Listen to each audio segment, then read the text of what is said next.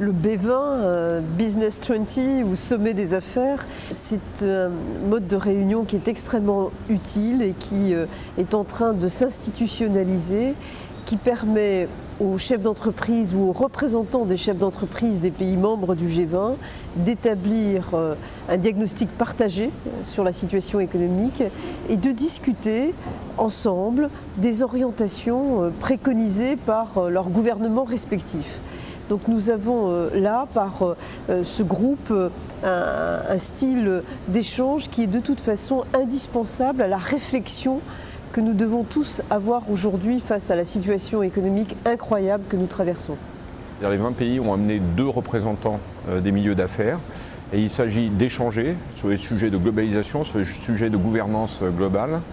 et ensuite de pouvoir discuter avec les politiques des 20 pays pour leur faire des propositions. Ce qui est très important, c'est que cet après-midi, le Business Summit va rencontrer les ministres d'économie et des finances des pays membres du G20. Donc il va y avoir des échanges et ce qui va être tout à fait intéressant, c'est de voir jusqu'à quel point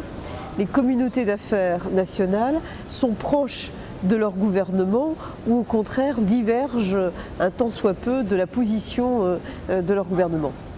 On a tous pris conscience lors de la dernière crise qu'on vivait au-dessus de nos moyens dans de nombreux domaines, le domaine financier, le domaine économique, le domaine environnemental et qu'il fallait passer à un modèle différent, le modèle d'après, et qui soit un modèle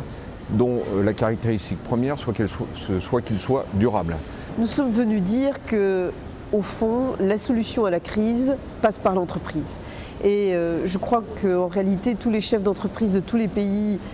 partagent ce point de vue. Nous savons que ce sont les entreprises qui créent des richesses, ce sont les entreprises qui innovent. Et il faut simplement aujourd'hui faire en sorte que, face à la mutation, parce que nous avons différentes zones économiques du monde qui sont en train de se concurrencer, tout en permettant le maintien de la concurrence, qu'il y ait bien une convergence de vues, y compris dans la concurrence entre les entreprises.